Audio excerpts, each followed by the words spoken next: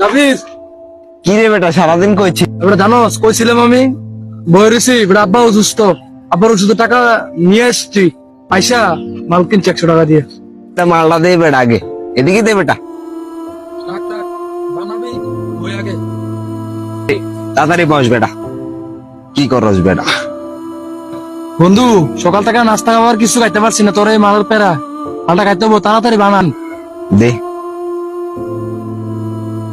বুঝিস না, খাওয়া দাওয়া এদিকে খাইতে হবে, নাহলে তো চলো না, দেহ চলো না। ঠিক আছে, কাজটা তুমি ভালো করে করো, করলে আমি পাঠাই দেবো, টাকা পয়সা দেওয়া লাগে সবকিছু পাঠাই দেবো। তুমি কাজটা সুন্দর করে তুললে তো তোলো, আমি বাদ বাকিটা দেখতেছি। আরে কাতুল ভাই, রাফিক, আসসালামু আলাইকুম। আপনারা তো ভাই কোথাছি, মানে কোথাকুচি করতেছি, আপনার একটা আমার কাছে কাজ আছে। কি আছে, কি সমস্যা কো, কি রাইছিস বল। দাদু ভাই, আমার আব্বার অবস্থা তো ভালো না, বেশি একটা আমাকে 400-500 টাকা দিতে হবে, আব্বার ওষুধ কিনে দিতে হবে, ইমার্জেন্সি পাবে। কিন্তু টাকাটা বেশি দরকার, এর জন্য খুঁজছস। তোর বাবা তো অসুস্থ, আমিও জানি, কাকা অনেক দিন ধরে অসুস্থ।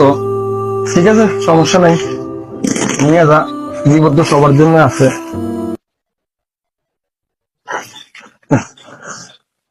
যা যা, বাবার জন্য ওষুধ করে কিন, কিনা সুন্দর করে ইয়ে কর, বাবার দিকে খেয়াল রাখ।